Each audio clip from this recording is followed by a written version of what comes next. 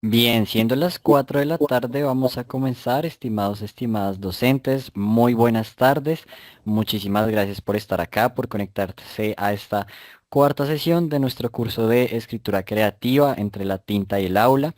Mientras nos vamos uniendo, voy a ir saludando a María Elena Malaver, bienvenida, Sandra Milena, Dayana también, Joana Calderón, Angélica, ¿quién más está por ahí? Mónica Victoria, Magdalena, muy buenas tardes, espero que se encuentren muy bien, profes, me alegra mucho que se conecten a la sesión de hoy, sé que de pronto la mayoría está en su respectiva semana de receso totalmente merecida y aún así le sacamos tiempo al curso, así que mil felicidades, Henry, gracias por estar acá, Claudia Niño, también acaban de saludar. Bienvenidos y bienvenidas a esta cuarta sesión del curso. Ya hoy llegamos pasamos más bien, pasamos la mitad del curso. Seguramente muchas personas se van a certificar con la sesión de hoy, pero les recuerdo que a pesar de que ya con hoy varios logran la certificación, pues ojalá logren acompañarlos en las dos últimas sesiones. Mary Penagos, muy buenas tardes. Gracias por estar acá, profes. Entonces, en la sesión de hoy vamos a trabajar un tema que a mí me gusta muchísimo, me apasiona, que es todo lo que tiene que ver con la edición literaria, cómo se edita un texto, cómo se edita un libro. Evidentemente esta temática da para un curso entero, así que lo que vamos a hacer hoy es que yo les voy a seleccionar los datos más importantes para que llevemos estos proyectos de la edición independiente y de la edición comunitaria al aula. Eso es lo que vamos a hacer hoy. Como lo anuncié en el grupo de WhatsApp, vamos a comenzar con una actividad interactiva. Va a ser un Kahoot, seguro muchos de ustedes lo conocen y lo manejan en sus aulas. Así que en estos 4 minutos, mientras llegan nuestros compañeros y compañeras docentes, les voy a pedir el favor que ingresemos a la página de Kahoot. Ya mi compañero David les va a facilitar el enlace tanto por el chat de esta reunión como por el chat de WhatsApp. ¿Listo? O también, si lo prefieren, pueden escanear este código QR desde sus dispositivos. Vean, allí David ya nos puso el enlace de Kahoot. ¿Listo? Vamos a ingresar a Kahoot y ya les digo el código.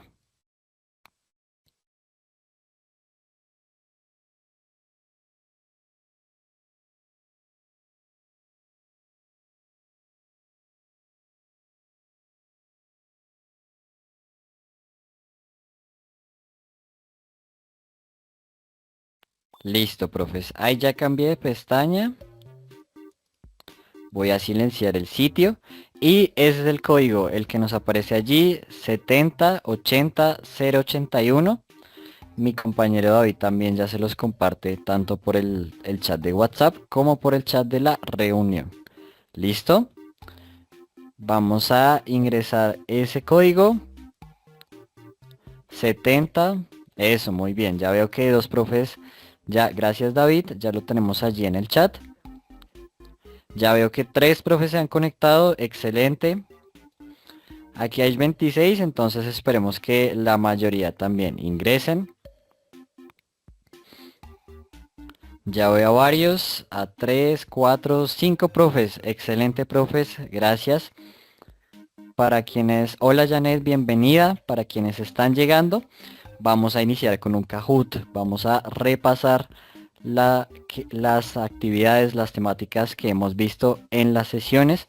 Ya veo a varios profes, a 8 profes ya tenemos allí, 9 profes ya tenemos en el Kahoot. Y hay 32 personas. La idea es llegar a al menos a 20, yo creo.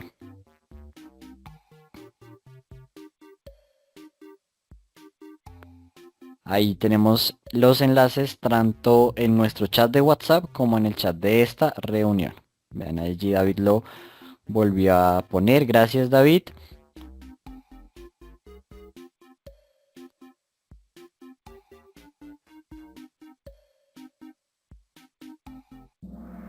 Y vamos a empezar con quienes están. Quienes no pueden ir participando por el chat. Dice, ¿cuál fue la estrategia socializada en clase propuesta por Yannick Rodari en Gramática de la Fantasía? Trinomio fantástico el rojo, binomio fantástico el azul, escritura mágica el amarillo, dos verdades y una mentira el verde.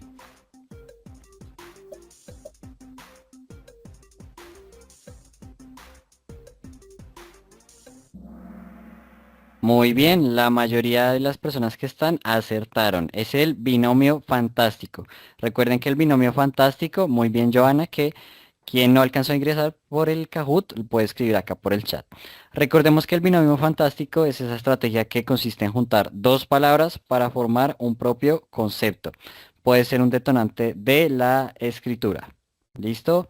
Claudia, muy bien, binomio fantástico. ¿Por qué? Porque es entre dos términos. Bien.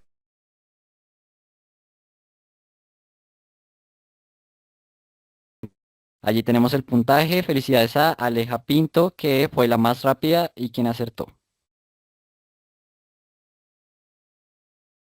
¿Cuál de las siguientes opciones no es un detonante de la escritura? Rojo, escritura automática; azul, imágenes evocadoras; amarillo, cadáver exquisito; y verde, el viaje del héroe. Quien no está en el Kahoot puede participar por el chat de la reunión.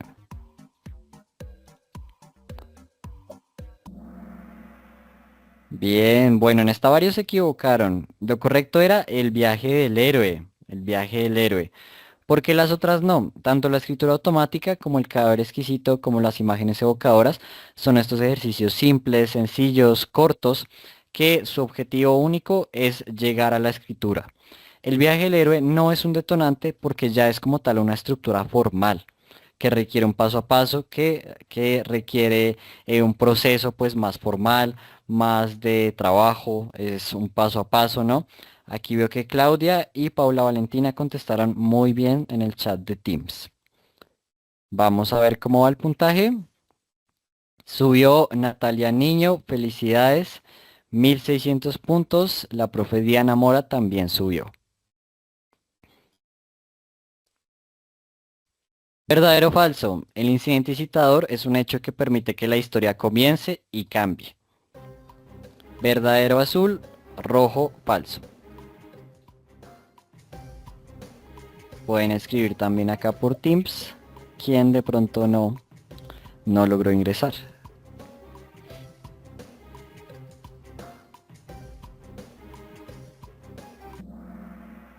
Correcto, es verdadero. Recuerden que el incidente incitador lo vimos al finalizar la primera reunión. Exacto, aquí Nadia también acertó, es verdadero. ¿Por qué? Porque es efectivamente es un hecho que cambia la historia, que permite que la historia comience, que el héroe, el protagonista, la heroína salga de este mundo ordinario. Recuerden que yo les mostré los ejemplos de La Sirenita, de Titanic y de Toy Story. Bien, profes, vamos a ver cómo va el puntaje. Natalia Niño se mantiene y además fue la más rápida. Marta Galvis en segundo lugar y Diana Mora en tercero.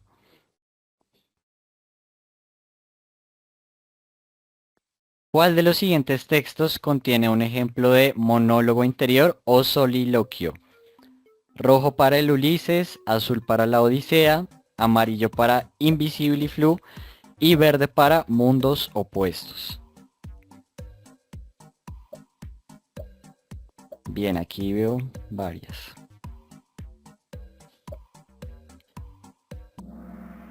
Muy bien, veo que varios se confundieron entre el Ulises y la Odisea. La respuesta correcta es el Ulises.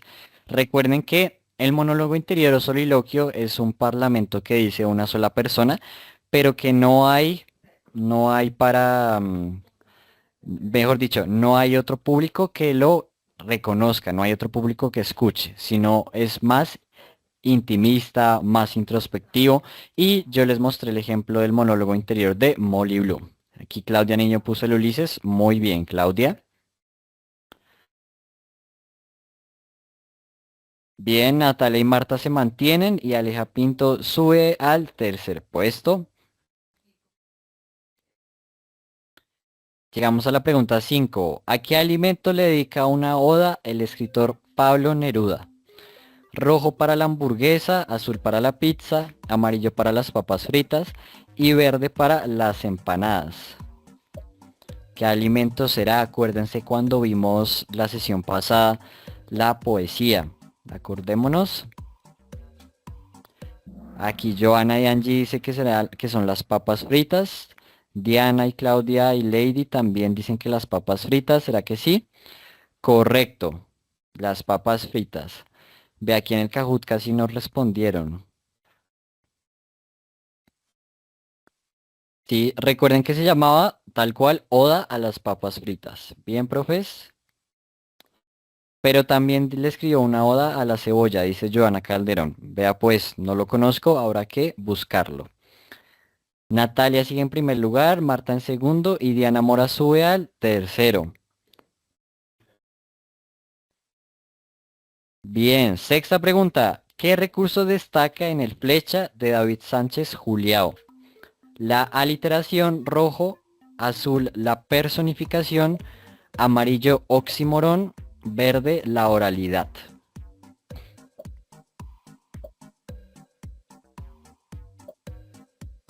¿Cuál será? Acordémonos, tercera sesión.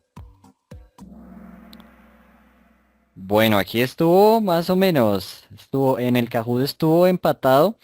Efectivamente es la oralidad. Digamos que el flecha de David Sánchez Juliao puede tener aliteración, puede tener oxímoron, puede tener personificación, desde luego, pero su recurso principal es la oralidad. Recuerden que esta historia del boxeador que hablaba con su acento costeño, que escuchamos, perdón, 1 o 2 minutos cuando hablamos de poesía oral, de este tipo de poesía que sirve más para ser escuchada. Aquí veo que en Teams están más pendientes. Yasmín, Diana, Joana, Lady, muy bien. Uy, Marta sobrepasó a Natalia, Marta Galvis, primer puesto, Natalia segundo y Diana Mora, vamos en tercero. Andrea T subió al cuarto. Si una escena sucede en un salón de clases, ¿cómo sería su encabezado en un guión cinematográfico? Rojo, interior, salón de clases, día. Azul, interior, pupitre y trabajadero, día. Amarillo, exterior, salón de clases, día. Verde, exterior, pupitre y tablero, noche. Veamos que las diferencias son mínimas entre estas opciones. Aquí vemos que los detalles hacen la diferencia. Diana nos dice que la roja y efectivamente es la roja. Recuerden que cuando estamos en interiores, que los encabezados de las escenas comienzan por los interiores y los exteriores. Aquí en este caso un salón de clases es un interior, ¿cierto? A no ser que eso no nos especifique que es un salón de clases rural, que es una aula abierta, pero este no es el caso. Enseguida, ahí sí el lugar, salón de clases y del día o la noche. ¿Listo? Muy bien. La roja era la opción correcta. Andrea T subió al tercer puesto y Marta y Natalia se mantienen en el primero y en el segundo. Hola Carlos Alberto, buenas tardes. ¿Cuáles fueron los tipos de bibliotecas socializados en la sesión 3 hace 8 días? Rojo, patrimoniales, mayores, locales, comunitarias y nacionales. Azul, patrimoniales, mayores, locales, comunitarias y rurales. Amarillo, patrimoniales, independientes, locales, comunitarias y rurales. Y verde, patrimoniales, independientes, locales, comunitarias y nacionales. Ay, a Natalia se le fue el Kahoot, no siento Natalia, no sé qué te pasó. Bueno, aquí sí casi que no acertaron. La respuesta correcta es la azul. Esas fueron las que se socializaron la clase pasada. No hablamos de las nacionales, por ejemplo, tampoco hablamos de las independientes. La correcta es la azul porque hablamos de las patrimoniales, que son las que se encargan de resguardar el patrimonio, como la Biblioteca Nacional o la Biblioteca Luis Ángel Arango. Las mayores, que son las que tienen más colecciones, como la Biblioteca Virgilio Barco, la Biblioteca El Tintal, la Biblioteca El Tunal, la Biblioteca Julio Mario Santo Domingo también. Las locales son las más chiquitas y las comunitarias y rurales que son, como se llaman, las de barrio, por decirlo así. Bien, aquí no hubo puntos, se mantiene. 9. ¿Cuál de los siguientes conjuntos de palabras sería el más apropiado para utilizar en la contraargumentación?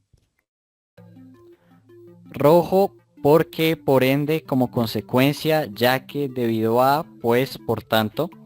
Azul, primeramente, ante todo, para empezar a continuación.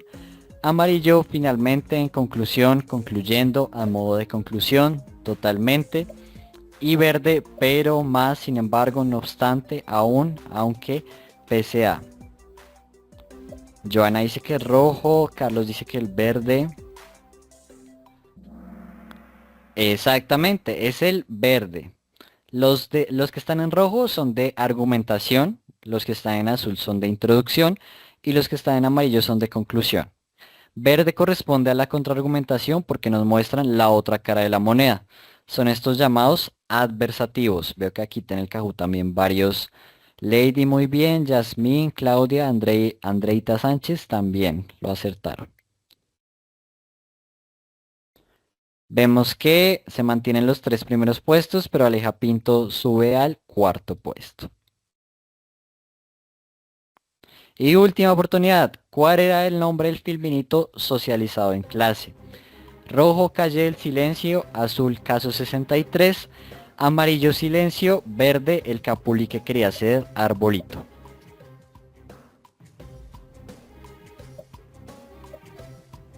¿Cuál será? Rojo nos dice Carlos, verde. Verde dice Yasmín, verde también dice Nadia. Joana dice que silencio. Ojo, recuerden, filminuto. Exacto, la respuesta correcta es el amarillo. El amarillo porque es un filminuto. Caso 63 y el Capuli que quería hacer arbolito, los vimos, sí, pero no son filminutos, sino son podcasts. Acordémonos que el filminuto es un documental en un minuto, ¿sí? Vimos el de la calle del silencio, recuerden dos muchachos, una muchacha y un muchacho que se levantaban totalmente abrumados y escuchábamos sus pensamientos hasta que se encuentran en la calle del silencio. ¿Sí? Creo que se confundieron porque caso 63 y el Capuli que quería hacer arbolito también los trabajamos, pero como podcast, no como film minuto. Bueno, profes, vamos a ver cómo quedó esta puntuación. Podio, el tercer lugar para la profe Andrea T. Excelente, profe, muy juiciosa.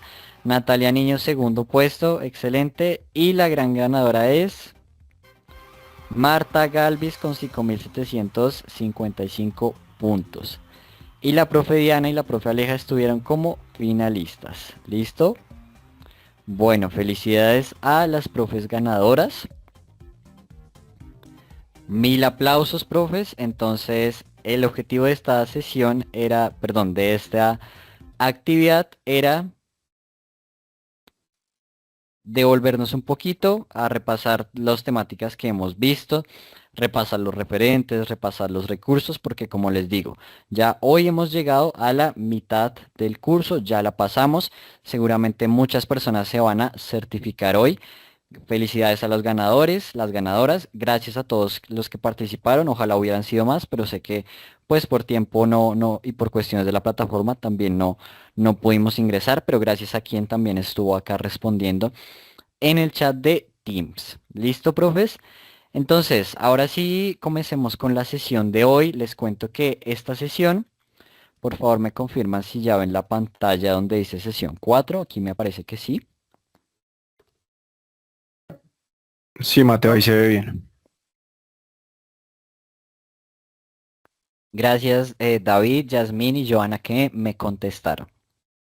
Entonces, profes, ahora sí trabajemos en la sesión de hoy, que la sesión de hoy va muy ligada a los métodos de edición. Gracias a quienes contestaron allí.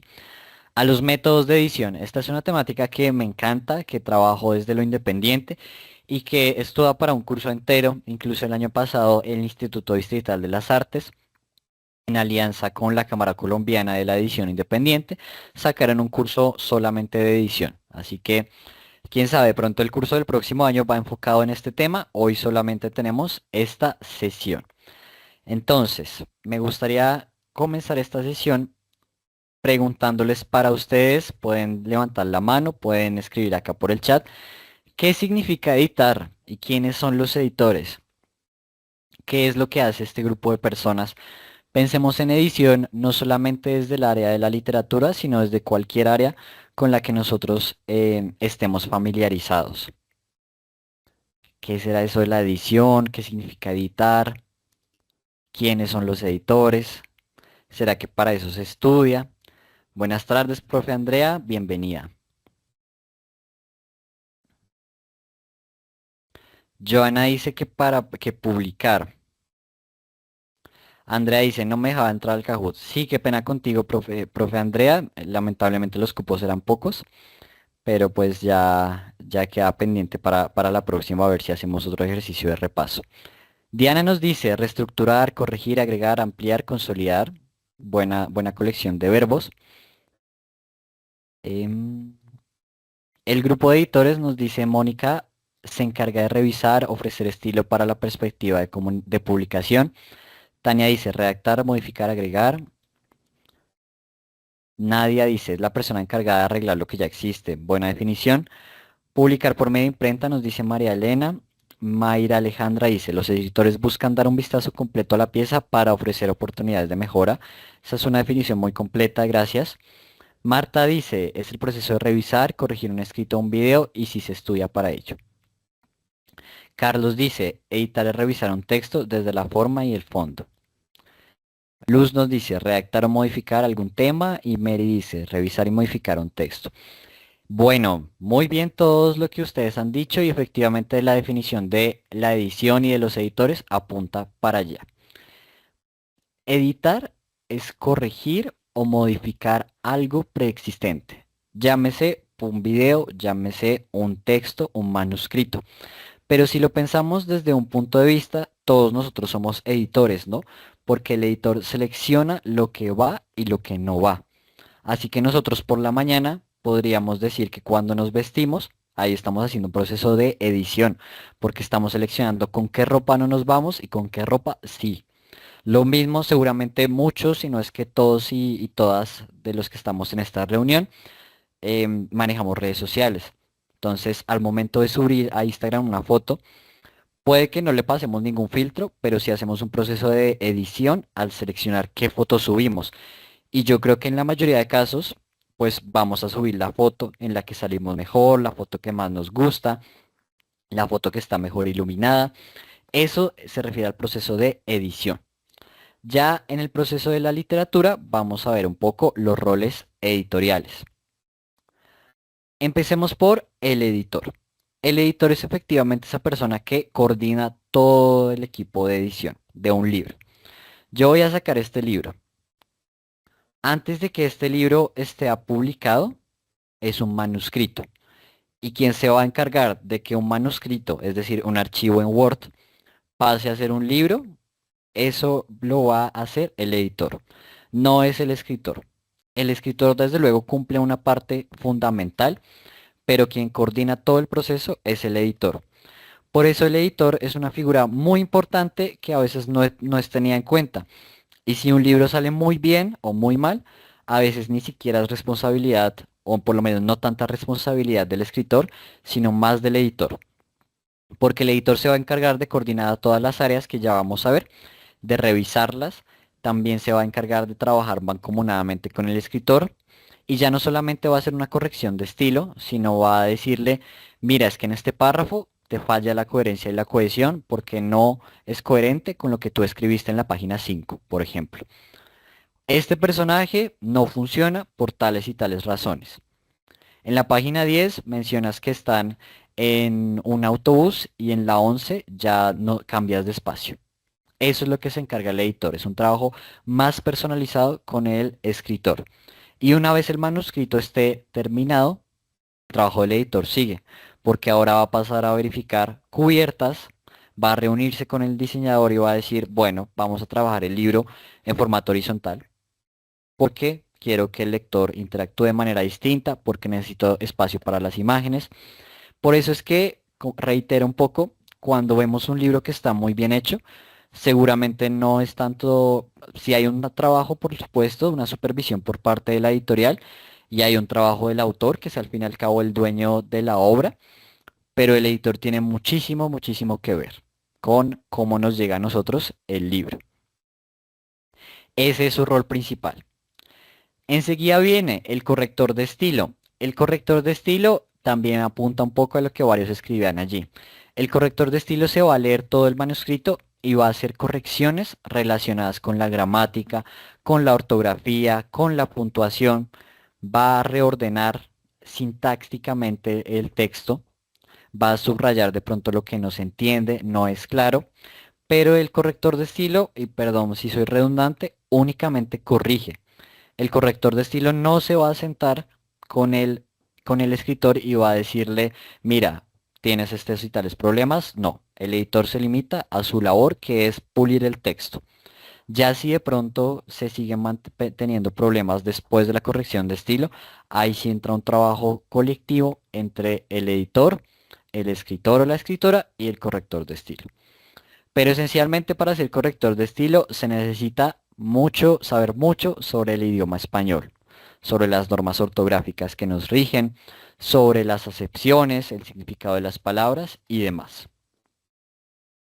Luego viene el diseñador y el diagramador, que en algunos casos pueden ser la misma persona, en otros casos son personas distintas, y esta persona recibe, o estas personas recibe el manuscrito ya pulido, ya aparentemente sin errores, y comienza a montarlo en un programa. Este programa pues ya es cómo va a salir para la impresión. Así como nosotros en Word tenemos una vista preliminar que nos muestra cómo va a quedar impreso, lo mismo hace el diagramador. Entonces comienza a coger el texto y a reordenar. Si de pronto ya no lo quiero en este tamaño, sino horizontal, como en el ejemplo, entonces va a acomodar el texto de manera horizontal.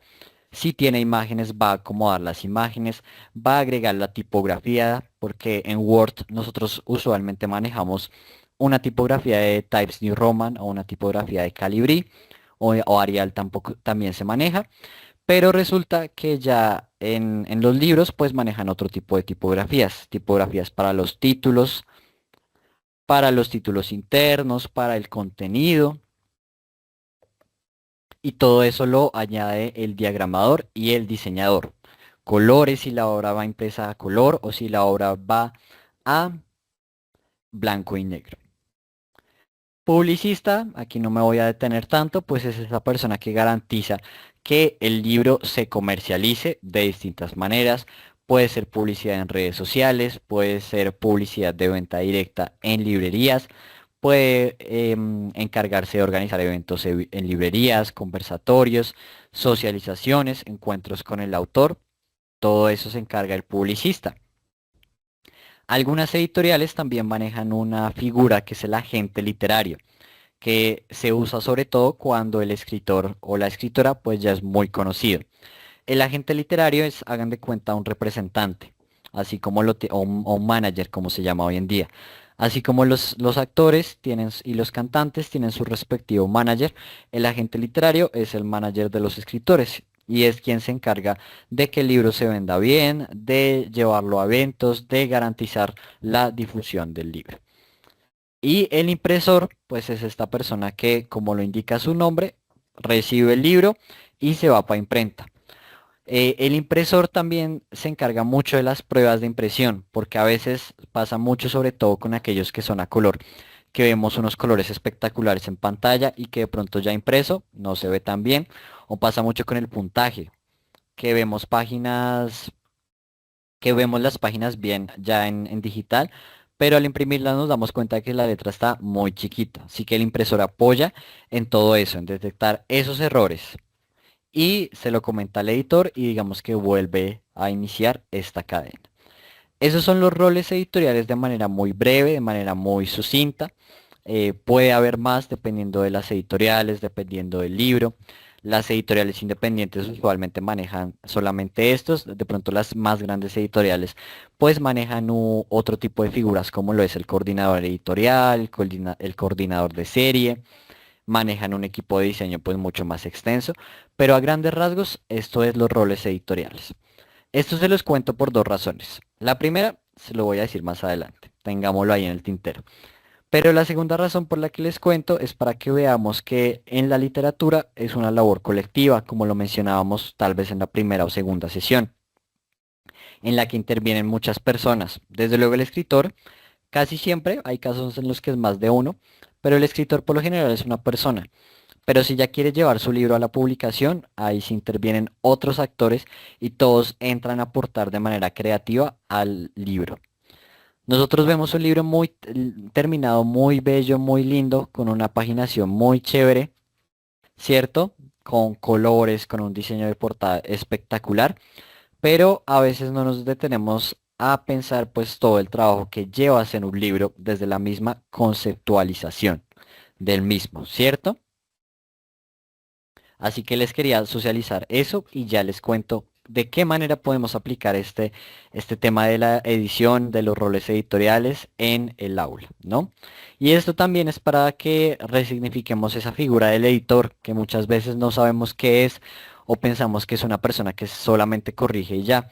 Y una parte de su labor efectivamente es corregir, pero va más allá, va mucho más allá de eso. Y a veces cuando a nosotros nos llega un libro, decimos, uy, qué edición tan bonita. Pues porque los colores, la tipografía, la diagramación, en fin, todo eso hace que el libro, que la edición sea bonita, profes. Recuerden que si tienen preguntas, comentarios, los pueden ir escribiendo o pueden levantar la mano.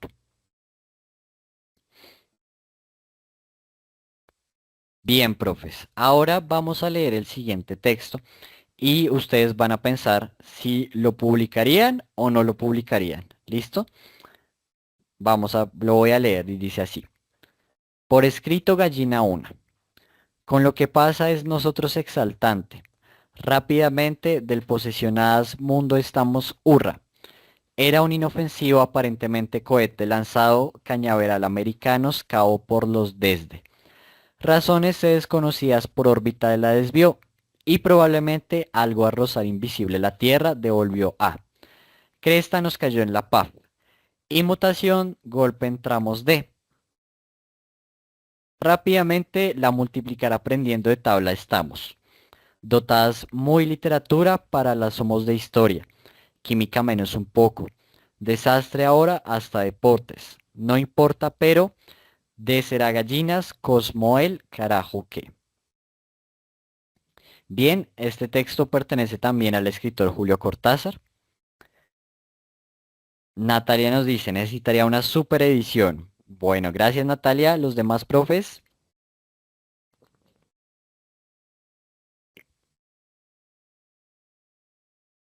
Diana nos dice, hay que ajustar su redacción. Mónica nos dice, necesita revisión. Lady, hay que conectar ideas. Joana nos dice algo bien importante. Es la manera, ay, perdón, la manera de contar. Tania dice, no se debía publicar ya que no tiene forma de texto, se debe editar. Nadia nos dice, no, no tiene coherencia. Marta Isabel dice, necesita darle coherencia. María Elena dice, se debería ajustar su redacción. Luz Márquez, primero lo reviso, corrijo la redacción y puntuación. Y Marta Galvis dice, tiene un propósito. Ya vamos a ver cuál es. Veo la mano de Natalia levantada. Dale, Natalia, te escuchamos. ¿Ay, me escuchan bien? Sí, correcto, profe, te escuchamos. Es que cuando yo decía que se necesitaban en superediciones para ver, pues porque en la propuesta del libro del texto, pues hay una propuesta estética, ¿no? Entonces, está esa ley de que hay que conocer muy bien las reglas para romperlas, porque leído en voz alta se entiende. Entonces, ahí tendría que ver como la intención que tenga el autor para publicar este texto, pues porque este texto viene de otro libro. Entonces, en esa medida, pues ya uno entra a ver cómo qué tan viable es la publicación y hacia dónde va la publicación y la edición del texto. porque tampoco se puede cambiar por completo la intención del autor, es más bien un diálogo. Entonces, en esa medida, o sea, como me parece muy chévere la intención por la sonoridad y por la desestructuración de la lógica primaria cuando uno lee un texto, porque yo creo que cuando Mateo lo leyó, pues todos logramos entender como una idea general. Gracias, profe Natalia. Ya vamos a hablar de eso, de qué sucede cuando llegan textos como estos a nosotros como editores. Veo varios profes escribiendo en el chat, muchísimas gracias. Se debe evitar, no es comprensivo, rompe el estilo, no lo publicaría porque carece de coherencia. Vamos a ver qué pasa allí. Veo otra mano levantada de la profe Joana Calderón. Te escuchamos, profe. Buenas tardes, mira, pues por eso yo te escribía que la manera de proyectar de Julio Cortázar, él juega o experimenta con la lingüística. Entonces el cuento está escrito con palabras desordenadas, como la protagonista quisiera como hablar, digámoslo así, y lo estuviera haciendo por primera vez. Entonces es por eso que a simple vista se ve y se escucha poco coherente, pero esa es la intención de Julio Cortázar. Entonces yo sí lo publicaría. Gracias, profe. Bien, aquí Natalia, la profe Natalia y Joana llegan a un punto muy interesante que es si se publica o no textos como estos y qué pasa con el autor. Resulta que nosotros estamos muy acostumbrados a escribir desde el canon y lo hablamos un poco en la segunda o tercera sesión cuando tocamos el tema de la poesía, de la puntuación. Y claro, si vamos a publicar este texto, por ejemplo, en una revista académica, si vamos a hacer un ensayo para el IB y lo hacemos así, seguro el IB no lo rechaza, ¿cierto? Entonces, ¿qué sucede en este caso? Efectivamente, Julio Cortázar tiene una intencionalidad, como nos decía Natalia y Joana. Lo que quería Julio Cortázar es imaginarse cómo escribiría una gallina que le sucede una mutación. Este cohete salió desde Cabo Cañaveral, les cayó a las gallinas y mutaron y estas gallinas lograron escribir y vemos que también lograron multiplicar y hacer otro tipo de actividades cognitivas. Pero claro, Cortázar juega con el lenguaje como nos dijo la profe ahorita y lo que él hace es, si una gallina pudiera escribir, pues no escribiría de la manera en la que nosotros lo hacemos porque no tiene em, el orden cognitivo con el que nosotros lo hacemos. Y por eso Julio Cortázar. Entonces, este texto le llega a los editores y desde luego que desde el punto de vista del canon, pues está mal y como dijeron varios de ustedes, no se publica porque no se entiende. Pero recordemos que aquí nos damos ciertas licencias porque estamos hablando de literatura y que dentro de la literatura es posible crear y es posible crear con el lenguaje. Claro, esto no significa que vamos a hacer menos las normas gramaticales, la coherencia y la cohesión y que podamos hacer lo que queramos. No, es un poco como Natalia lo mencionaba, hay que ver cuál es nuestra intención. Si nosotros vamos a transgredir las reglas de la puntuación, de la coherencia, de la cohesión, vamos a revisar, como nos dice la profe Mónica allí en el chat, el contexto y la intencionalidad y es porque debemos conocerla. Debemos conocer muy bien qué es eso que nosotros vamos a romper, porque si no, nos vamos a estrellar. Y si no, es romper por romper. Y no se trata de eso. ¿Listo? Figura, aquí nos hablan de, Jessica nos habla del hiperbatón, figura retórica. Jasmine dice revisar la sintaxis, pero el autor hace un juego de palabras. Retórica también nos hablan por acá. Claro, este texto de hecho se puede, entre comillas, ordenar. Es decir, de la manera en la que lo hacemos comúnmente, si vamos de punto a punto.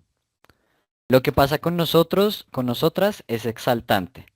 Rápidamente estamos posicionada del mundo, hurra, y así podemos seguir oración por oración, ordenándolo, pero si lo ordenamos, siento que el texto pierde mucho la gracia. Entonces, allí como editores, si a nosotros nos llega un texto como este, primero tenemos que ponernos a conversar con el autor, a ver cuál es su intención, a ver por qué lo hizo, también evaluar el público, ¿no? Porque cuando nosotros vamos a publicar, la misma palabra lo indica, los lectores, las lectoras, el público, pues cobra una importancia. Y si una gran mayoría de personas no lo va a entender, ahí el editor le puede llamar la atención al escritor. ¿Listo? Bueno, profes, gracias por el ejercicio. Hoy varios están participando, me alegra mucho. Le sienta muy bien esa semana de receso. Bien, vamos a pasar. Ahora, para editar un libro también se deben tener en cuenta sus partes que estamos viendo allí en la diapositiva. Bien, no todos los libros pues tienen las mismas partes, eso ya depende de la edición. Vamos a ver la estructura externa. Entonces, por un lado tenemos la contracubierta, el lomo y la cubierta y la cabezada. Estamos viendo el dibujo que está en rojo. ¿Listo? A veces pasa mucho, a mí todavía me pasa que yo confundo la cubierta con la portada y son dos cosas distintas. La cubierta es esto que está en el exterior. Esto es la cubierta. La portada es esta. Cuando ya aparece, tal vez no se vea muy bien, ya. Cuando ya aparece el nombre del autor y a veces la editorial y por supuesto el título del libro. Esta es la portada, pero la cubierta es esta. Ojo, no las vamos a confundir. A veces pasa porque uno ya está tan acostumbrado a decir portada que se le olvida, pero lo correcto es cubierta. Y por supuesto atrás, contracubierta. Los libros vienen con esto, que es un código de barras, ¿no? Y también vienen con su respectiva página legal. Resulta que aquí en Colombia todos los libros deben tener un depósito legal que se hace a la Biblioteca Nacional.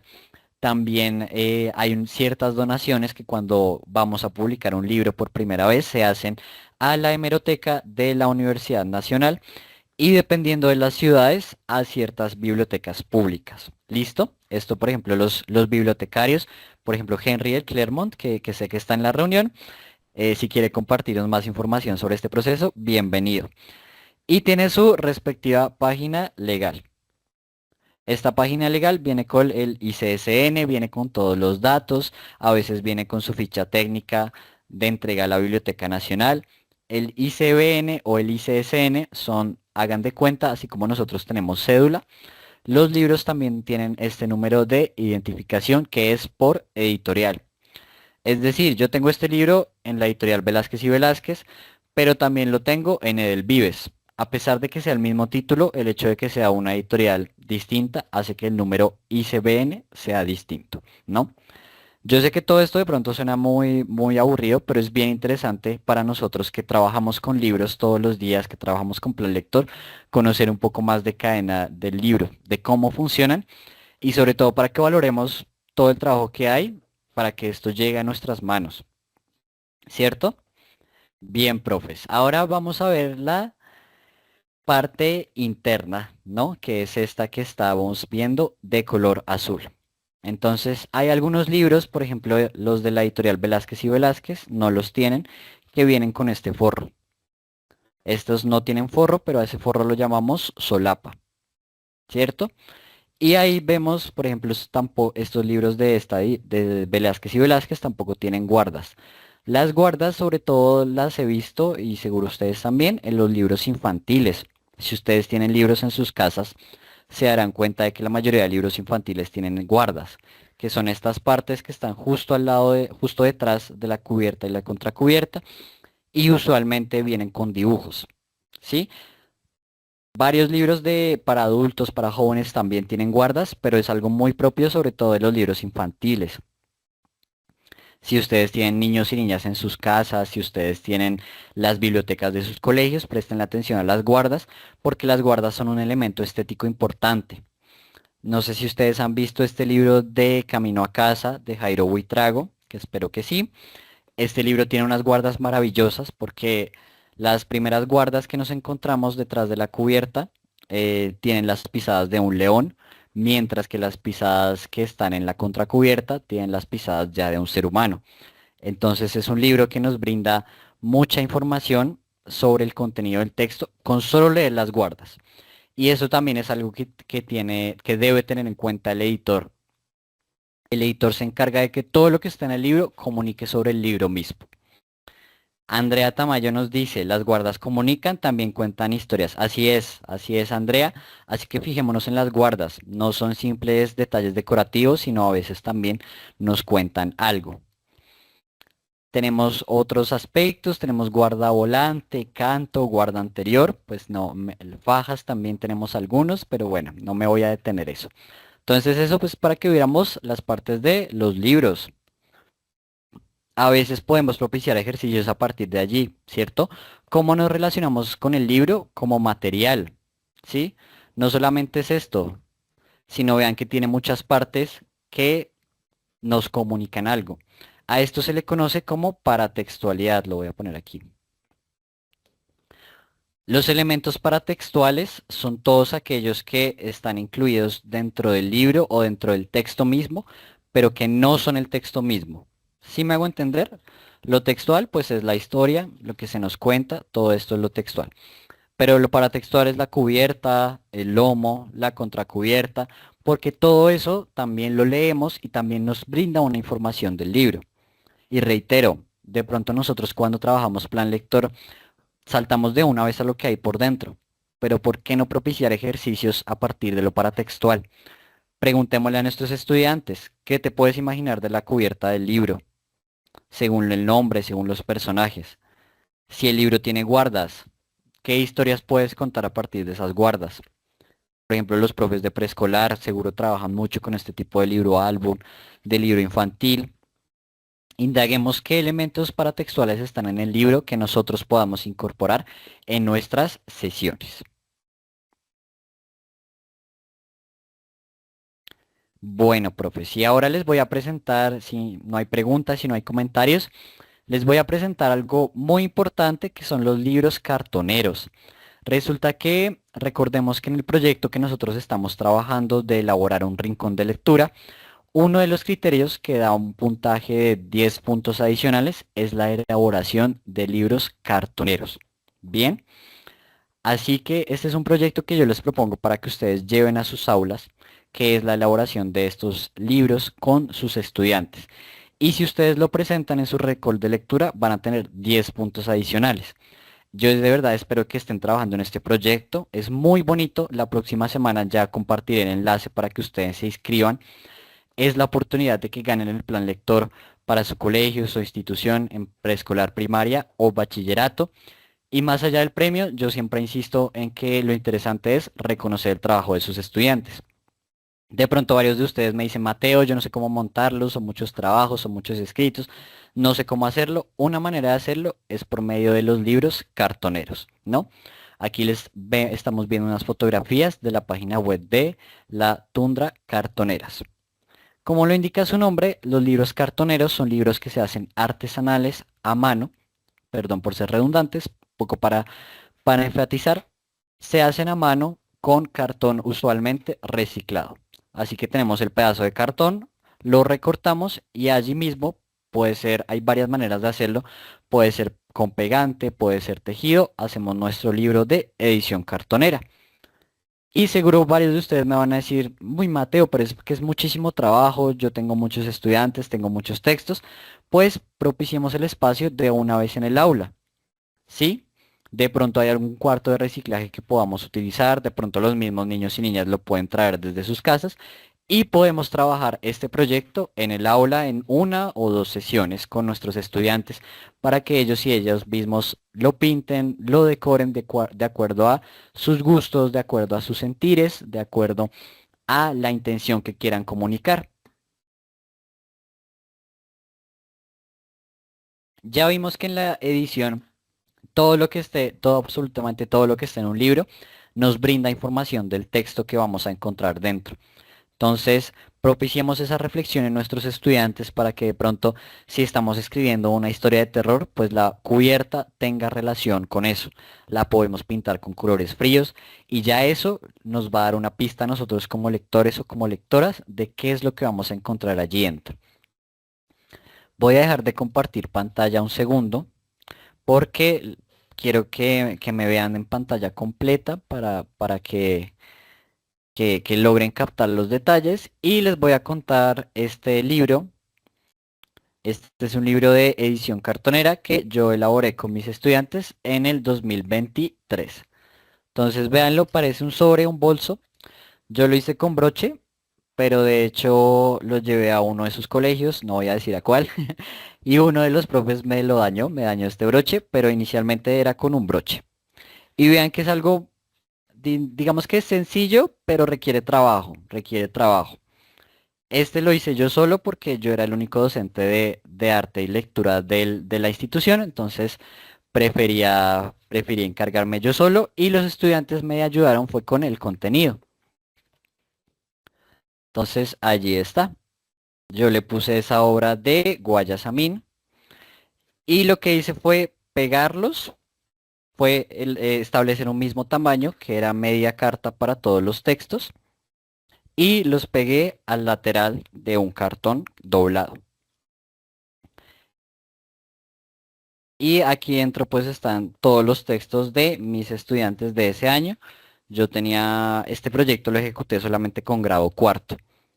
Desde luego siempre tenemos algunos estudiantes que no siguen instrucciones, entonces en este caso, como en este estudiante que me lo entregó en una hoja completa, yo lo que hice fue doblarlo. Y allí tenemos el texto completo, ¿no? Porque pues hay que ser recursivos y yo no quería que mi estudiante se quedara por fuera del libro. Uy, Diana me dice que no se ve nada. ¿Los demás sí están viendo o no están viendo? Igual la idea es que vean. ¿Sí? Un poquito. Numerado, numerado. Ahí me dicen que sí se ve. Me dice María Elena y Débora me dice que algo. Sí, igual como tengo este filtro, a veces como que va y viene. Ah, Diana me dice que no se ve muy bien. Es que tendría que quitarle el filtro. Esperen a ver si lo puedo hacer de manera inmediata. Esperen. Em, No, es que creo que no le puedo quitar el filtro sin salirme de la reunión. Y, ay, perdón. Aquí qué dice. Sí, ahí me están diciendo que se ve un poco y que se entiende la idea. Sí. Sí, más allá de que lo veamos a detalle, es que se entienda un poco. Ah, sí, Henry me dice que una foto para el grupo, un video. Listo. Sí, yo voy a grabar ese video y se los estaré enviando próximamente, pues para que lo vean un poco. Vean acá, por ejemplo, está el curso 405 y yo lo que hice fue que cada uno pusiera sus huellas allí para decir que lo trabajamos entre todos. Y bueno, más textos de los estudiantes. Y así fue mi proyecto de edición cartonera. Entonces, esta es mi invitación para todos ustedes en la sesión de hoy. Recuerden que tenemos 10 puntos adicionales para el docente que implemente libros de edición cartonera con sus estudiantes. A pesar de que yo insisto mucho en el proyecto, pensemos que no solamente lo vamos a hacer por el proyecto, sino para que ellos y ellas se sientan reconocidas. Cuando uno le entrega esto a los estudiantes, realmente ellos lo valoran mucho todo ese trabajo, todo ese esfuerzo, les gusta verse leídos, les gusta verse reconocidos. El día en que ellos pusieron la huellita en la página, pues se emocionaron mucho porque de una u otra manera, pues es el primer libro, es el primer resultado tangible que ellos y ellas tuvieron. Esa es mi invitación para hoy. Eh, es algo que requiere tiempo y esfuerzo, pero no lo veamos como una carga adicional, sino como una experiencia que vamos a vivir. Y como siempre yo digo, valgamos del apoyo de los estudiantes. Los estudiantes, cuando trabajamos, por ejemplo, con el aprendizaje basado en proyectos, suelen ser muy comprometidos porque de una u otra manera ellos también se van vinculando con lo que están haciendo. Así que podemos hacer grupos y que cada grupo haga su libro de edición cartonera, porque de pronto un libro de edición cartonera con cada estudiante pues nos queda difícil, pero de pronto sí podemos hacer grupos de 6 7 personas, trabajamos lo editorial, les socializamos los roles editoriales y que cada grupo haga su libro de edición cartonera, ¿no? Tenemos preguntas, tenemos comentarios. Bueno, veo, profes, que hasta el momento todo está muy bien. Me alegra mucho, pero si quieren compartir su sentir, cómo lo ven, sus opiniones, por supuesto que esto también es válido. Listo, Henry me hace así. Muy bien. Mateo, una pregunta. Sí, ¿quién? Diana, ¿cierto? ¿O quién me está hablando? Sí, Diana, Ah, quisiera listo. preguntarte algo. para hacer el libro cartonero, ¿es bajo algún parámetro? Es decir, voy a decir una cosa loca. Yo quiero hacer el libro cartonero, pero quiero hacer un cuento, ¿sí? O no, resulta que tiene alguna forma especial de ejecutar. No, realmente el libro cartonero, el contenido ya depende de ustedes, de sus estudiantes, depende de cómo lo quieran presentar. ¿Listo? Cómo lo quieran presentar. Pueden ser, yo en la universidad, por ejemplo, trabajé un libro cartonero de ensayos, aquí con mis estudiantes fueron mitos, como ustedes lo quieran presentar. Bien, Gracias. con mucho gusto, profe Diana. Jessica dice, Jasmine dice, es una propuesta muy hermosa. Jessica dice, me gusta cómo relaciona el arte con la lectura. Así es que la lectura y la literatura misma es un arte. Yo siento que a veces quedamos excluidos, es verdad, nos excluyen, piensan que el arte son solo las artes plásticas, el teatro, la música, y sí lo son, pero la literatura también estamos acá, también somos un arte, también es un proceso pues que requiere de lo manual, de lo sensitivo, de lo emocional, ¿no? A Cindy le encanta la idea, qué bueno Cindy. Jessica dice que se le va a descargar el celular, me puedo conectar de nuevo, pero desde el computador. ¿Me puedes hacer el favor de aceptarme? Sí, Jessica, si tienes problemas para ingresar, habla con mi compañero que él con mucho gusto te facilita el enlace y te da el ingreso. A María Elena Sandoval dice, me gusta la idea. Qué bueno que te guste María Elena. Entonces, profes, vamos a hacer primero la asistencia. Entonces le pido a mi compañero David el favor que la envíe por acá por el Teams. Recordemos que hoy ya estamos en la sesión 4 para que por favor la marquemos. Sesión 4 del, ¿qué fecha es hoy? 7 de octubre de 2025. Sesión 4, bien, gracias David, ahí ya la compartió. Sesión 4 del octubre 7 de 2025. Por favor, recuerden sus nombres completos, que su correo electrónico esté bien escrito. Recuerden también que su celular esté bien escrito. Yo sé que varias personas ya con la sesión de hoy se certifican. Recordemos que es mínimo 4 sesiones durante 1 hora, pero espero que nos acompañen en las sesiones 5 y 6, ¿sí? Espero que sí. Ahí yo estaré muy pendiente. Ahí David acaba de enviar el enlace. Y también esta mañana estuve en el Colegio Gimnasio Moderno Colombiano. Entonces, si de pronto hay algún profe de este colegio que está conectado en este momento y que es su primera sesión, por favor escríbale a mi compañero David. Él ya va a facilitar su número de celular. Por la reunión de Teams, escríbale para que lo añada al grupo. ¿Listo? Nosotros tenemos un grupo en el cual enviamos la información pertinente. Allí está, gracias David. Allí está el número de David. Le escriben, hola, soy el profe del Gimnasio Moderno Colombiano. Hoy fue mi primera sesión, por favor me puedes agregar al grupo. Y ahí David con muchísimo gusto los agrega y las agrega al grupo para que pues hagan parte de las próximas sesiones. Bien, listo, profe. Ya habiendo hecho esta pequeña pausa de anuncios parroquiales, vamos a ver el siguiente video en el cual vamos a aprender cómo hacer un libro cartonero. Hay muchas maneras de hacerlo. En YouTube van a encontrar varios tutoriales, algunos más cortos, algunos más largos. Mi recomendación es de entrada intentemos hacer uno de pronto nosotros mismos, de pronto llevarlo al aula y luego sí hacer este efecto bola de nieve, como generar que nuestros estudiantes pues también hagan el suyo. Si lo hacen desde el aula, fabuloso, porque yo tengo un problema con esto y es que cuando uno lo deja de tarea, lo termina haciendo el papá, la mamá o el cuidador. En cambio, cuando lo hacen en el aula, no importa que quede chueco, no importa que quede mal cortado, no importa que la pintura se me regó, es trabajo del estudiante y eso es muy valioso, que si lo hace uno de sus cuidadores. Entonces, si pueden hacer este tipo de ejercicios de una vez en el aula, fabuloso. Entonces, voy a dejarlos descansar un poco de mi voz y vamos a ver el siguiente video.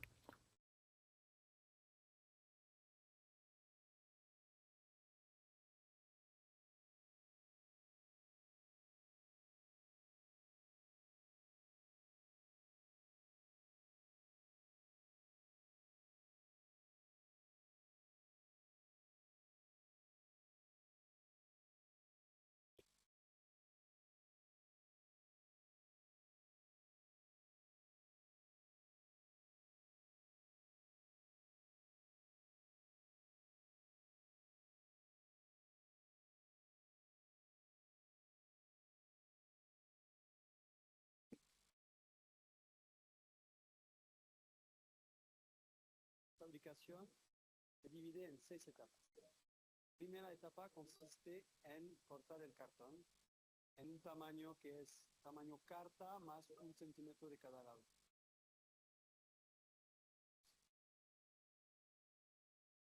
Para facilitar eso usamos una medida preestablecida que nos permite marcar bien el cartón, dejar un espacio en medio para poder doblarlo fácilmente. Mateo, no se ve y no se te escucha tampoco. Ay, muchas gracias. Ya lo... Ah, ok. No se escucha y no se ve. Listo, gracias por avisarme. Permítanme comparto la pantalla y me devuelvo. Gracias por avisarme. Qué pena con ustedes. Había olvidado compartir. Listo.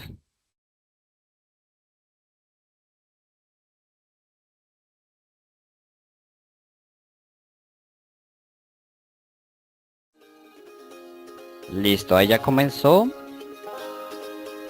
Si se ve, gracias. Hola, yo soy Nayeli Sánchez.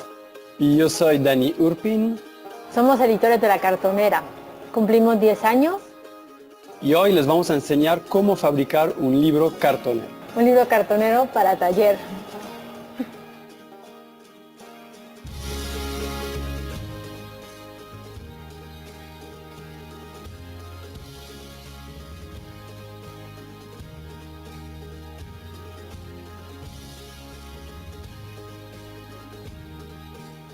Este método de fabricación se divide en 6 etapas. La primera etapa consiste en cortar el cartón en un tamaño que es tamaño carta más 1 centímetro de cada lado.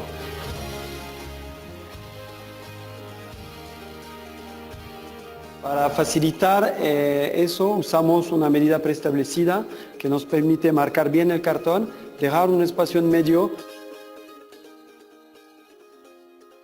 para poder doblarlo fácilmente.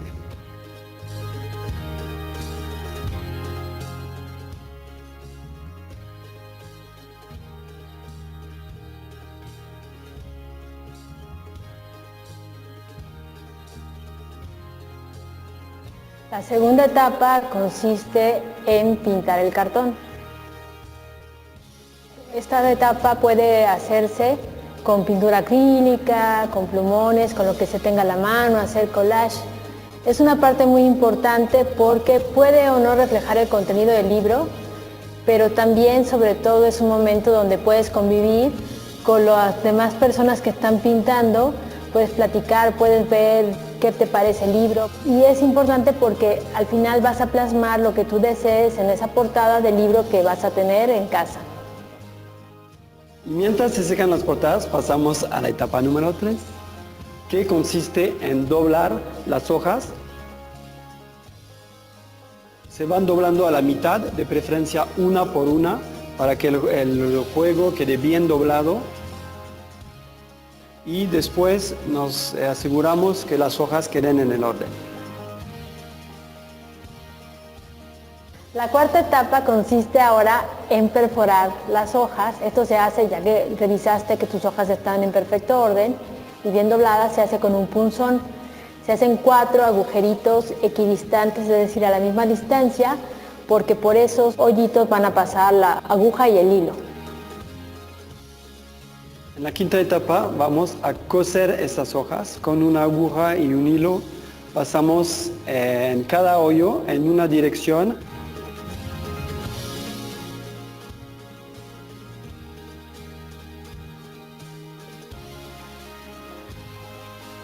Y al revés.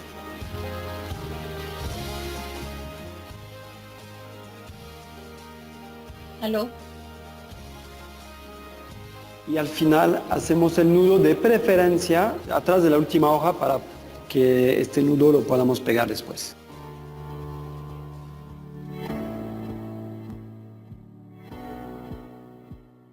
Y la sexta etapa es poner pegamento blanco en la última hoja en la parte de atrás de la última hoja y pegarlo con mucho cuidado, procurando que no queden arrugas, a la parte de dentro de la contraportada de tu libro.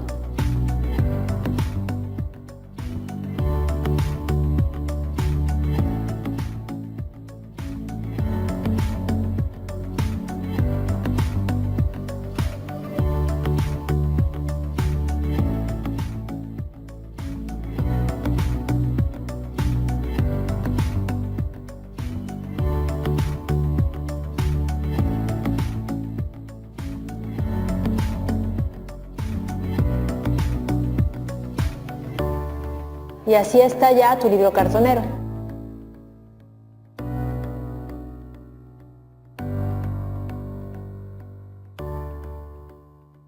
Muchas gracias por haber seguido ese método de fabricación, de los más sencillos y eficientes para poder tener su libro cartonero, y ojalá lo pongan en práctica para sus futuras fabricaciones de libros.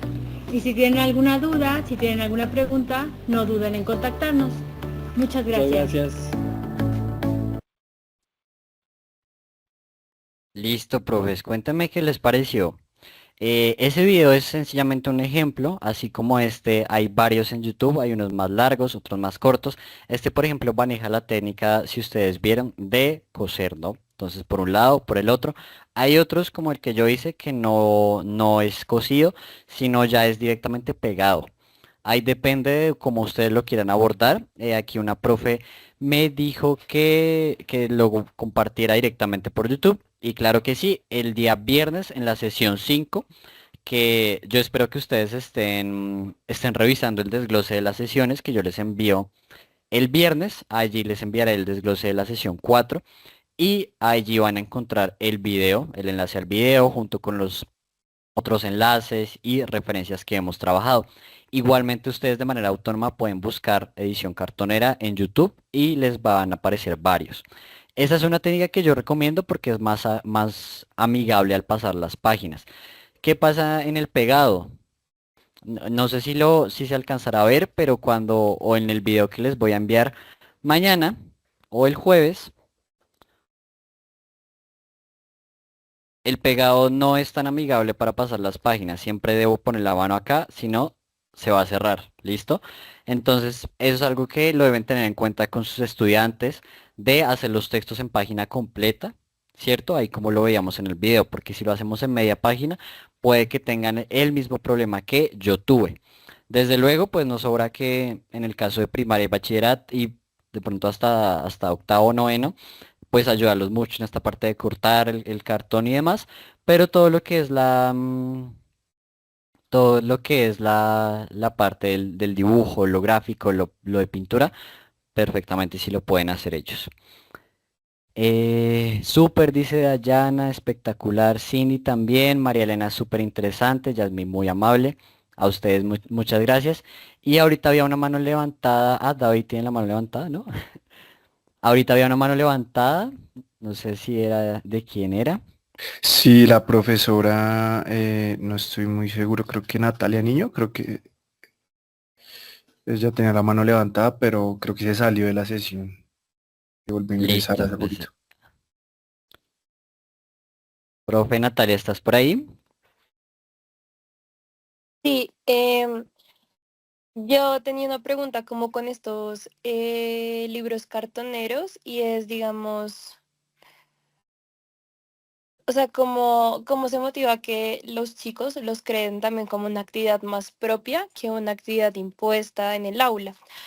Porque pues entre más grandes es un poco más difícil, digamos, si son como más, entre más adolescentes es más difícil, entonces con grupos de, no sé, 11, décimo. La voluntad hay un factor muy importante pues para que realmente sea una actividad de su agrado y no más como una imposición de quien está dirigiendo la sesión. Entonces pues sí me gustaría como saber un poco, o sea, cómo mediar eso para que sea más voluntario. Sí, profe Natalia, efectivamente en estudiantes de grados superiores hay una resistencia. No sé si mis compañeros que también dictan en bachillerato quieran contar sus experiencias o qué estrategias utilizan. Buenísimo si lo hacen y así nos retroalimentamos. ¿Qué puedo recomendar yo? Esta parte de la edición cartonera hace parte del aprendizaje basado en proyectos, que es que efectivamente nosotros llegamos a una finalidad. Efectivamente el proceso también es muy importante, ¿no? Pero el aprendizaje basado en proyectos pues siempre va a buscar un resultado que de una u otra manera sea tangible, sea observable. Entonces, ¿cómo podemos llegar a ellos? Que llegar a todos puede resultar demasiado ideal, demasiado utópico, pero a lo mejor sí podemos llegar a una mayoría. ¿Cómo podemos hacerlos? Encarretándolos, contándoles cuáles van a ser sus beneficios, qué van a aprender, contándoles que va a ser una manera de reconocimiento, porque el libro de edición cartonera o en general la literatura o la edición, pues es un proceso en el que interviene mucho la identidad. Por ejemplo, haz un libro que refleje tu identidad. Eso es una pregunta súper fuerte con la que ellos y ellas pueden sentirse vinculados porque tienen una identidad muy marcada. Entonces, si yo les digo que pueden hacer un libro cartonero y que la portada puede ser cualquier cosa o la cubierta más bien, puede ser cualquier cosa que a ellos se les ocurra, pues de pronto de esta manera los voy a vincular.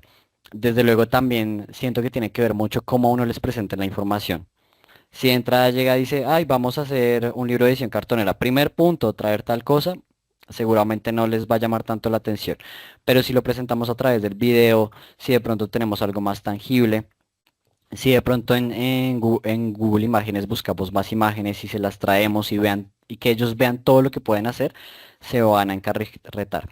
Especialmente los estudiantes que son más relacionados con las artes plásticas, con las artes visuales, pues todo esto les gusta mucho y van a estar comprometidos y comprometidas.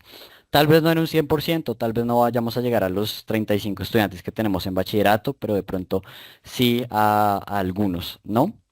Los profes que dictan en bachillerato también, no sé si quieran agregar algo más respecto a las estrategias que ustedes implementan o las pueden escribir por allí para responderle a la profe Natalia que tiene una consulta muy válida y que yo creo que todos hemos experimentado ese, ay, no sé cómo llamarlo, como desasosiego, esa apatía de los estudiantes cuando uno llega con un proyecto súper interesante y al final todos están dormidos o en el libro de edición cartonera, de pronto van a pintar o van a dibujar y al lado tienen el celular con lo que van a dibujar. Y uno les dice, no, pues que no es basado en el celular, es basado en lo que tú quieras. Yo te podría decir eso, profe Natalia. La profe Andrea tiene la mano levantada, seguro nos va a compartir algo. Dale, profe. Bueno, buenas tardes. Bueno, eso es algo que es muy común con los niños de bachillerato, sobre todo 10º y 11. Pues lo que dice la profesora es muy cierto, a mí me pasa, yo di clases de 6º a 11 y por lo general cuando están 9º, 10º, 11, uno quiere de pronto innovar con esas actividades o quiere hacer algo diferente y no es con todos, pero siempre está la situación de los niños que quizás se colocan con esa apatía. Un factor fundamental, primero, se puede decir que puede ser la nota, pero también yo les sugiero que haga una transversalidad en el área, que sea un proyecto que vaya mancomunado, por decirlo así, con arte. Vamos al caso que no solo se esté trabajando en lengua castellana, sino que buscar la manera con con el docente de área de artística y ahí se puede hacer como ese proyecto de los libros cartoneros. O sea, buscar la manera de vincularlos a ellos de alguna, o sea, de alguna forma, porque siempre sucede eso. Yo he trabajado con ellos esas actividades así manuales, incluso los he puesto en algunas ocasiones a colorear mandalas. Y no es el caso de darles a ellos las actividades, porque sí, siempre, cuando uno como profesor les explica a ellos cuál es el objetivo, cuál es la finalidad, porque no solamente vamos a escribir, no solamente es de literatura, ellos incluso entienden. Entonces yo le aconsejo que de pronto esté como en una transversalidad con el profesor de arte y vincule mucho a los niños en esa parte y que los motive. Claro, ellos se motivan también pues por nota, por otras actividades y todo eso. Gracias, profe Andrea, por tu experiencia. Sí, puede ser también a partir de la expresión. Creo que la expresión, como con esto puedes expresarte de manera libre. A lo mejor eso puede llegar a funcionar, Profe Joana dice, se podría trabajar desde lo colaborativo por grupos para realizar el proyecto. Sí, así es. De hecho, la edición de un libro, como lo vimos al comienzo con los roles editoriales, es un trabajo extremadamente colaborativo. Es decir, quien quiera editar un libro solo lo puede hacer, pero uno le queda muy difícil, dos se va a demorar mucho tiempo y tres va a estar muy sesgado por su opinión, por su experticia. Ahorita me parece que la profe Jessica levantó la palabra. Profe Jessica, ¿todavía tienes algo que decir? Sí, señor, muy buenas tardes, ¿cómo estás? Hola, profe. Bueno, desde mi experiencia que he trabajado con los chicos grandes últimamente, ¿yo qué he hecho? Primero, pues trato de, como, así como decía la profesora hace un momento, de algo transversal, contar como una historia, todo lo relacionado de la época antigua hasta la parte actual, que es la contemporánea, motivarlos de verdad muchísimo porque, pues, digamos, once siempre, en caso de nosotros, es muy académico y poco artístico.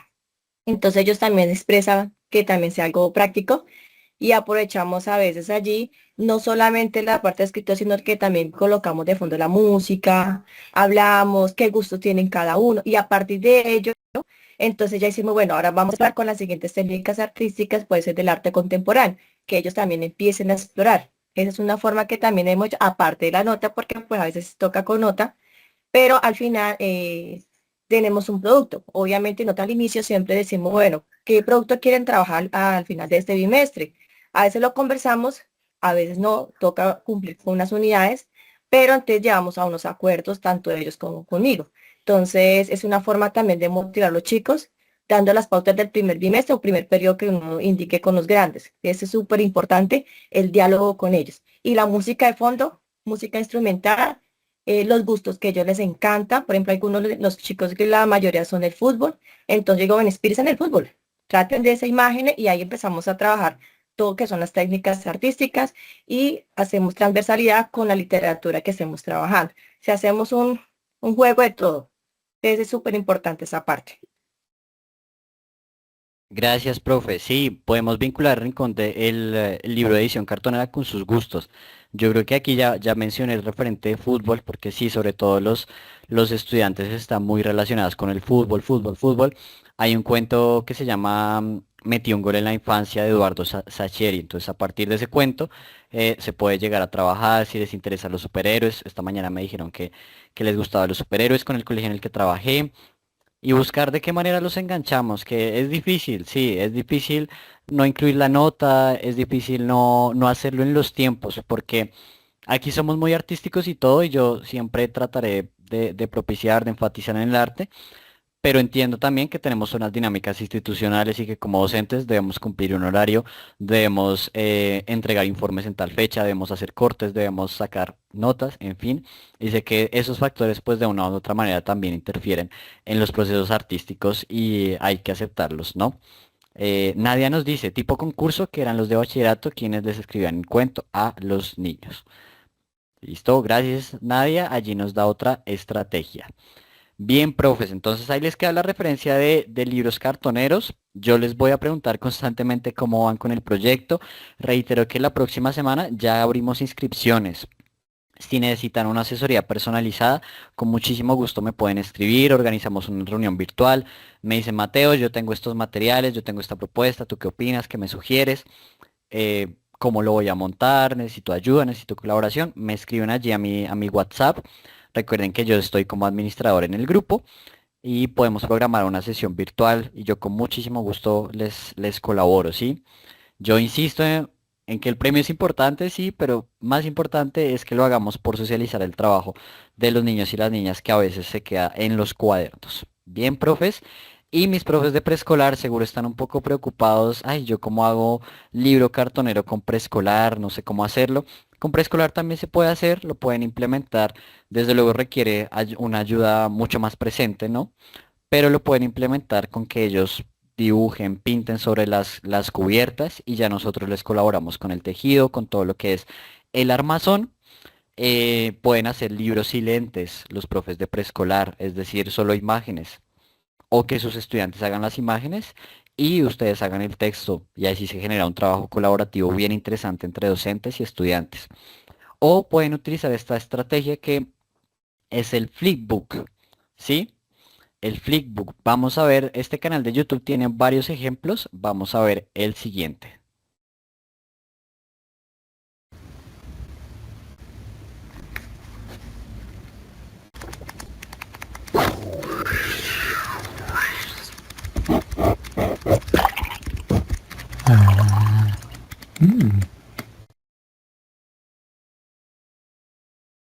Listo, ahí está, muy chévere. Lo voy a poner otra vez, pues para que por lo que es tan breve, vale la pena verlo otra vez, vale la pena analizarlo un poquito más.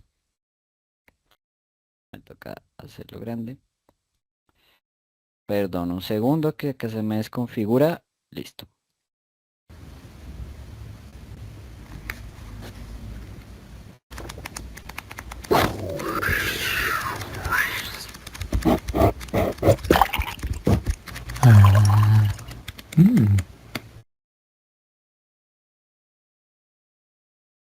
Listo, allí está el Flipbook. Desde luego, eso es relativamente más simple, pero también tiene su complejidad. Vemos que este Flipbook podrá tener más o menos unos 200 fotogramas, ¿no? Así que la idea no es cansar a nuestros estudiantes, pero podemos adaptarlo, podemos encontrar la manera en la que podamos hacerlo, que sea efectivo para ellos, que sea divertido, que sea lúdico, que se genere este compromiso. Puede ser una buena estrategia, ¿no? Daya nos dice, yo manejé el Flipbook para trabajar el tema del cine y les encantó a mis estudiantes de grado cuarto. El mío era de solo 20. Excelente, profe. Lo puedes ampliar o miren, profes de preescolar, vean que con 20 ya nos funciona. Lo pueden presentar así en físico, tal cual, o vean que este Flipbook, a pesar de que era un objeto físico, la persona que lo hizo también le agregó efectos de audio, ¿no? Un poco como lo vimos en la sesión 3, ¿no? Hace 8 días, de generar esta sonoridad, este ambiente sonoro, ¿no? Puede ser una buena estrategia, profes. Yo les recomiendo este canal de YouTube porque tiene varios flipbook, no solamente este que yo les mostré, sino tiene muchísimos. Esos van a estar en el desglose de la sesión que les voy a enviar el día viernes. Por favor, espero que estén leyendo estos desgloses porque son bastante completos, también son concretos y allí van a encontrar todos o casi todos los referentes que trabajamos en la sesión.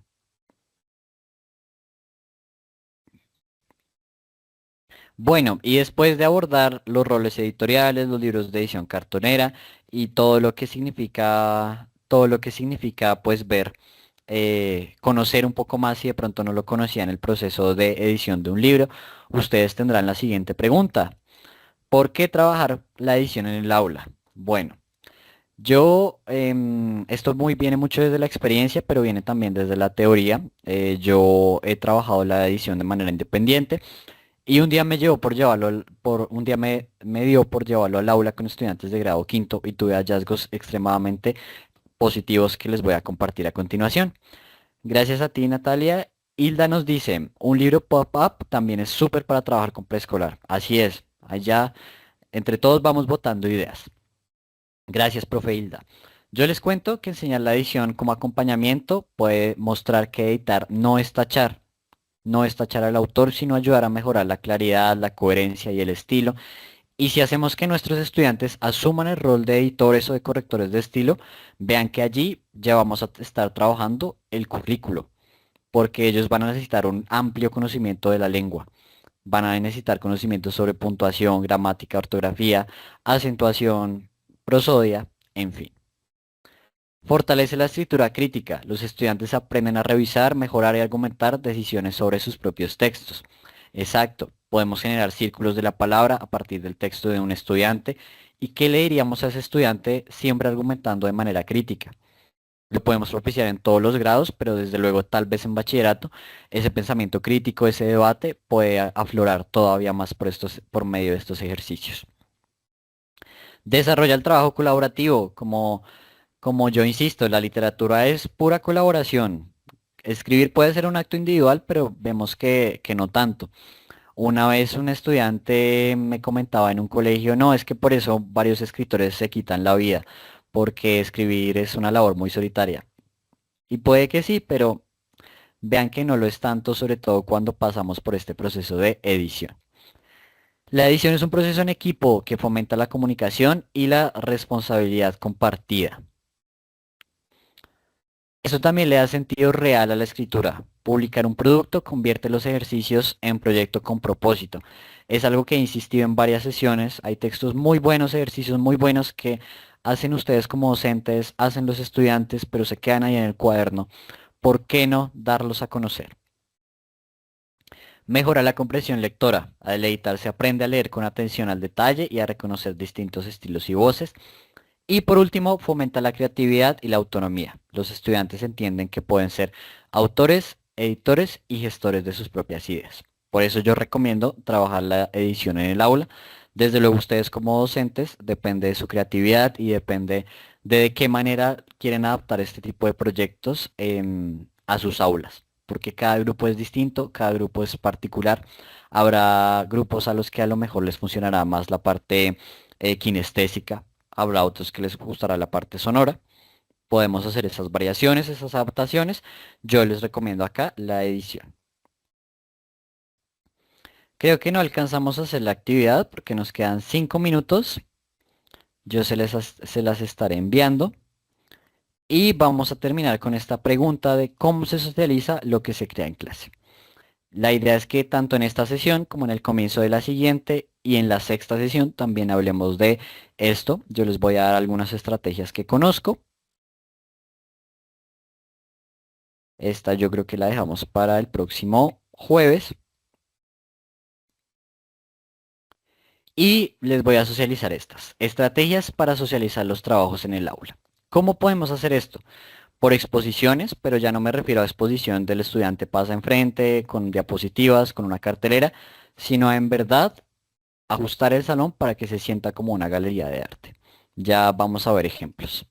Jornadas de socialización en eventos institucionales, solicitar espacios en Día de la Familia, en celebraciones, el Día del Colegio, el English Day, el Open Day, la Semana de las Artes, que por cierto les cuento el chisme, en octubre es el mes de las artes, el Ministerio de Educación en alianza con el Ministerio de las Artes, las Culturas y los Saberes, estamos en las semanas de la educación artística, hay eventos relacionados de la educación artística en todo el país, para que estén muy pendientes, esto es publicidad no pagada, para que estén muy pendientes del Instagram de Educación Artística del Ministerio de Cultura, porque ellos constantemente están subiendo imágenes de los eventos que va a haber, ¿no?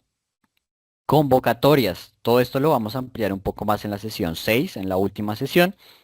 Elaboración de proyectos conjuntos, invitaciones a otros cursos. Esta es la metodología que implementa el Centro Colomboamericano en el centro de Bogotá.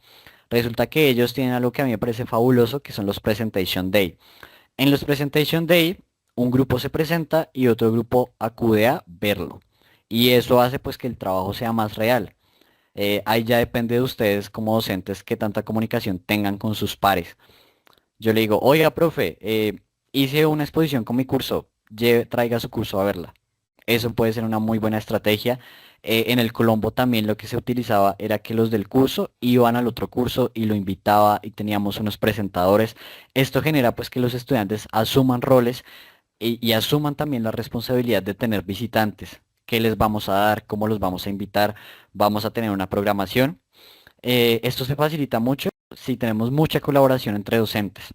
Yo les he comentado en la jornada escolar complementaria, yo trabajé con una docente de teatro y entre ella y yo hicimos muy buena relación. Entonces ella me decía, tengo esta obra de teatro, pero el colegio no me autorizó un espacio público para mostrarla. Entonces yo le decía, profe, yo tengo clase a esa misma hora, yo llevo a mis chinos, ¿sí? Y así generábamos esa colaboración, ¿no? Hay que buscar estrategias cuando a veces las instituciones por X o Y motivo no nos hacen esa apertura, porque yo sé que gestionar un día institucional pues tiene pues un protocolo en el que a veces nosotros como docentes no tenemos la voz o el voto suficiente. Elevator pitch. El elevator pitch pues se refiere a un discurso que se hace durante un minuto y debo captar la atención. Entonces esto facilita mucho la agilidad, el pensamiento crítico y otras habilidades como el pensamiento ágil. Implica también una edición de qué palabras voy a utilizar. Y el pechacucha, que vamos a empezar de hoy en 8 con el pechacucha, porque ya hoy se nos acabó el tiempo. ¿Listo, profes? ¿Tienen alguna pregunta, algún comentario? Les agradezco muchísimo por haberme acompañado hoy, participaron un montón y eso me alegra mucho. Sé que están en descanso y que hayan sacado tiempo de ese descanso para estar acá, lo valoro muchísimo. Espero que estén trabajando en sus rincones de lectura y abro este espacio que nos queda de un minuto. Si tienen preguntas, dudas, inquietudes que quisieran compartir.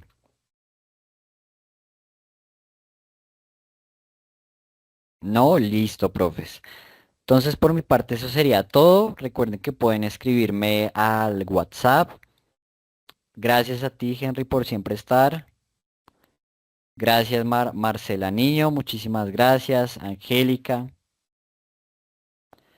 Aide, Dayana. Nadia, muchas gracias. Ana Rivera, también gracias. Nadia. María Elena, Janet, Santa Milena. Gracias, gracias. Uy.